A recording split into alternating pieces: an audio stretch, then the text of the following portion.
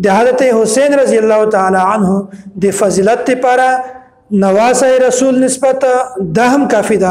خود رسول الله صلی الله علیه وسلم د ډیرو زیاتو ارشاداتونه او د ډیرو زیاتو احادیثونه د دوی مقام مرتبه او فضیلت معلومیږي. رسول الله صلی الله علیه وسلم له ارشاد الحسن والحسین ابنایا، حسن او حسین دا دواړه د ما زمن دي. من احبهما احبني، چا چې د دوی سره محبت وکړو دا داسې ده که د ما سره چې محبت وکړو. او من احبني احبه الله، او چا چې د ما سره محبت وکړو الله تعالی د سره محبت کوي. ومن احبه الله دخله الجنه، او چا سره چې الله تعالی محبت وکړي بیا الله تعالی هغه جنت ته داخلوي. نو ګورئ د حسن او د حسین رضی الله تعالی عنه سره محبت الله تعالی په دې باندې د جنت بشارت ورکړی ده. خدا ته محبت نه وای چې یو کس د محرم ورځ د غم رسماروي یا په لسم محرم باندې ځان په زنجیرانو باندې یا ځان په بلیډو باندې یا په چړو باندې ځان وای ځان زخمی کوي په ځان باندې تکلیف چروي. دا ته محبت کله هم نه وای. دا خلاف شریعت کار ده او داسې بدعات دي رسومات دي. حالانکه د حضرت حسین رضی الله تعالی عنه شهادت دا د الله تعالی طرفنا یو غټ مقام ده.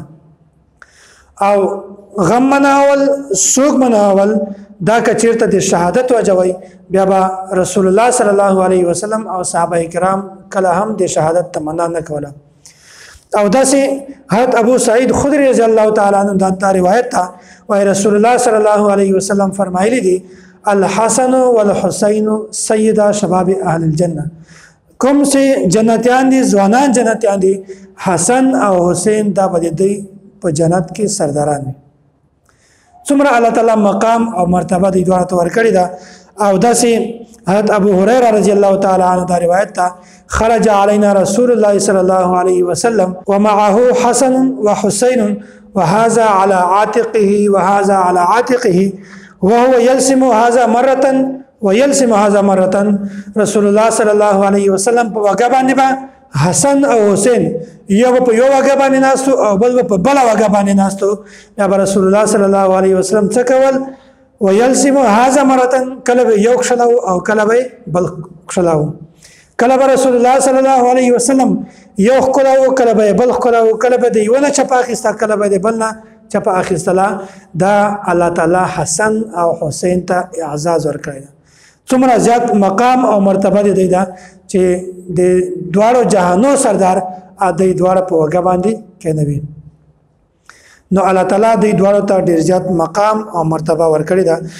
او داسې حضرت ابو هريره رضی الله تعالی عنه بارک دا راځي وای حضرت ابو هريره رضی الله تعالی عنه او حضرت حسین رضی الله تعالی عنه دا د چا جنازه ته تلو بیا واپسی چې کله روانو حضرت حسین رضی الله تعالی عنه ډیر زیات ستړی شو او د راحت لپاره د آرام لپاره د لږ انتظار وکړ. بیا په دغه کې حضرت ابو هريره رضی الله تعالی عنه راغی د حضرت حسین رضی الله تعالی عنه په خو باندې چې کوم ګرد او کوم خاور و دغه ځین لري کوله. او داسې بیا حضرت حسین رضی الله تعالی عنه ډیر ندامت وکړ او ځکه چې ابو هريره رضی الله تعالی عنه د عمر نه حضرت حسین رضی الله تعالی عنه لوی. بیا حضرت حسین رضی الله تعالی عنه ورته وای دا څه کوي ته خو بزرګ سړی موږ نه لوی مقام مرتبه ولکسوي.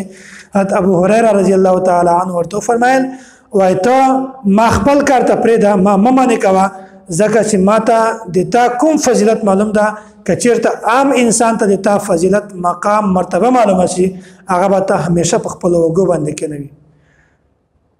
نو حضرت حسین رضی الله تعالی عنه یو داسې صحابي وو چې الله تعالی دته یو خاص مقام او خاص مرتبه ورکړی. او یو بل روایت ته چې یو ورځ عبد الله بن عباس رضی الله تعالی عنه حضرت حسین رضی الله تعالی عنه ډیر په احترام سره ډیر په ادب سره په سوالۍ باندې سور کو. حضرت عبد الله بن عباس د عمر په لحاظ سره هم د اوصاف په لحاظ سره هم حضرت حسین رضی الله تعالی عنه ډیر لوی.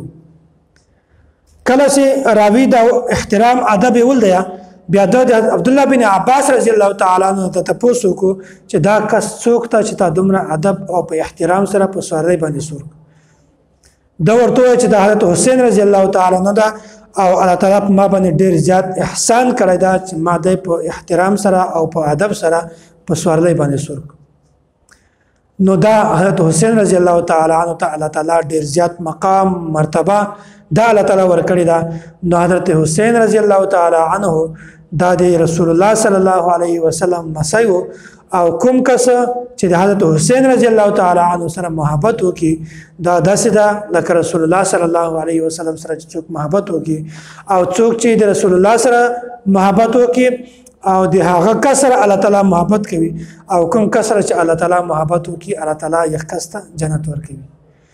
نو الله تعالی د مونږ تاسو ټول ته د صحابه کرامو محبت را نصیب کی او الله تعالی د مونږ تاسو ټول ته د صحابه کرامو په نقش قدم باندې د تلک توفیق را نصیب کی. واخر دعوانا ان الحمد لله رب العالمین.